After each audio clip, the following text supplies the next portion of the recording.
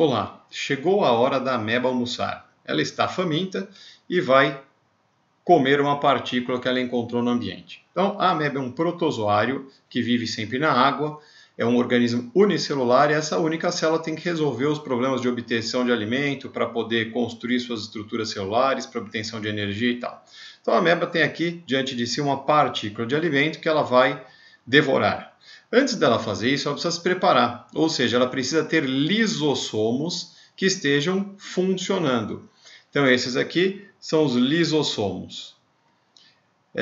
Os lisossomos são formados pelo sistema ou complexo Golgiense, utilizando enzimas provenientes do retículo endoplasmático granular.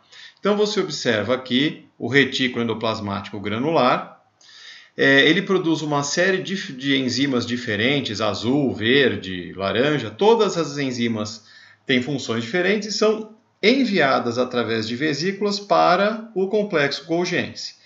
O complexo Golgiense vai armazenar essas enzimas todas. Então vamos imaginar que esse amarelo aqui é a mistura de todas essas enzimas coloridas que ele acabou de receber. Então vários tipos de enzimas diferentes vão formar o lisossomo. Então, o complexo Golgiense vai empacotar em vesículas essas enzimas e cada uma dessas partículas, que são vesículas, bolsinhas com enzimas, são chamadas de lisossomos. A célula está agora pronta para comer.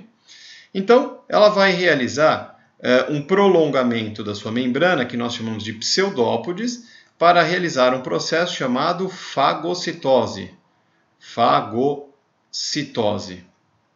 Na fagocitose, fago significa comer, então a célula está comendo a partícula. A primeira coisa que acontece é a formação de um vacúolo alimentar ou fagossomo, porque veio de uma fagocitose, contendo aquela partícula aqui dentro. Então, vacúolo alimentar porque contém alimento. O nome está diretamente relacionado ao que está acontecendo dentro do vacúolo. Agora precisamos digerir essa partícula. Então, como a ameba vai digerir a partícula? Ela vai fundir os lisossomos ao vacúolo alimentar. Quando as enzimas dos lisossomos são derramadas sobre a partícula capturada, começa a haver digestão e temos aqui então o vacúolo digestivo. Essa substância, ao ser digerida, vai formando pequenas partículazinhas e elas vão então conseguindo atravessar a membrana do vacúolo e caindo no citoplasma da célula. São essas as substâncias que a célula irá usar para obter energia, para construir suas estruturas. O final, a digestão não é 100% eficiente. Então sobram resíduos, num vacúolo chamado vacúolo residual ou corpo residual, que pode permanecer dentro da célula ou esses resíduos podem ser eliminados. Quando eles são eliminados, o processo recebe o nome de clasmocitose. Clasmocitose. Clasmo significa excreção, então é a célula jogando fora os resíduos do seu processo digestivo.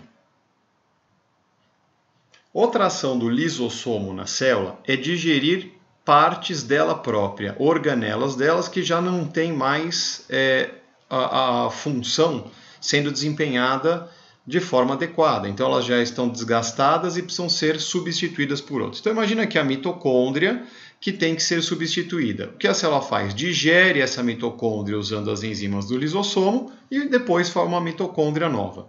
Esse processo, em algumas células, como as células do nosso fígado, por exemplo, acontecem semanalmente.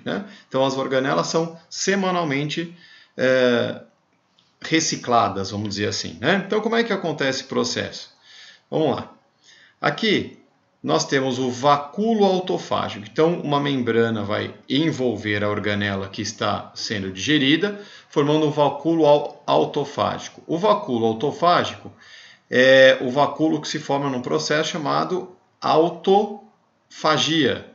Autofagia.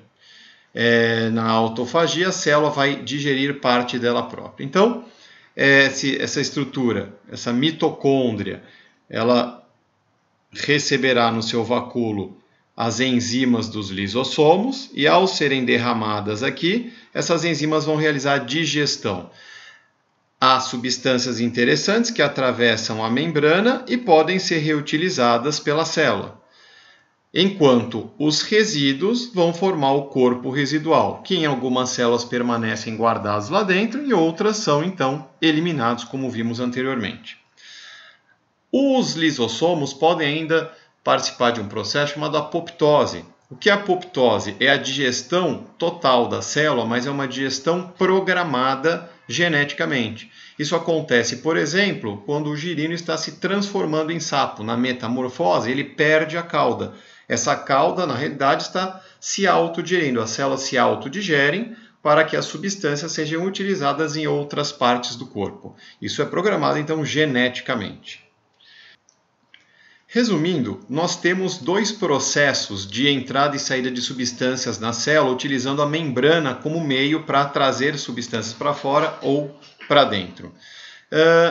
O primeiro deles, a endocitose, pode ser subdividido em fagocitose e pinocitose. Fago significa comer. O que significa isso? Que a célula está trazendo para dentro dela uma partícula que é grande e sólida. Enquanto na pinocitose, a partícula é pequena e líquida. Pino significa beber. Então é como se a célula estivesse bebendo, porque ela está englobando partículas pequenas e líquidas. Tanto as partículas englobadas por fagocitose quanto por pinocitose necessitam ser digeridas, como vimos anteriormente, pelas enzimas dos lisossomos. A exocitose é a saída, exo fora, é a saída de substâncias da célula. Isso pode ser feito de duas maneiras também, por excreção ou secreção. A excreção é a plasmocitose, que nós vimos a ameba fazer. É um processo de eliminação de resíduos. Então, a excreção é quando a célula elimina resíduos do seu metabolismo, ou seja, lixo. O lixo formado por suas reações químicas que não interessam mais a ela, ela elimina. A secreção, por outro lado, é quando as células liberam substâncias úteis ao organismo, como, por exemplo, as suas células das glândulas salivares. Elas eliminam saliva para a sua boca, vai ser útil. As células do seu estômago que eliminam suco gástrico, eliminam uma substância útil para a sua digestão. As células da sua glândula lacrimal que liberam lágrimas, que serão úteis para umedecer o seu olho. Esses são os processos, então, de entrada de substâncias na célula e saída de substâncias da célula. Ficamos por aqui.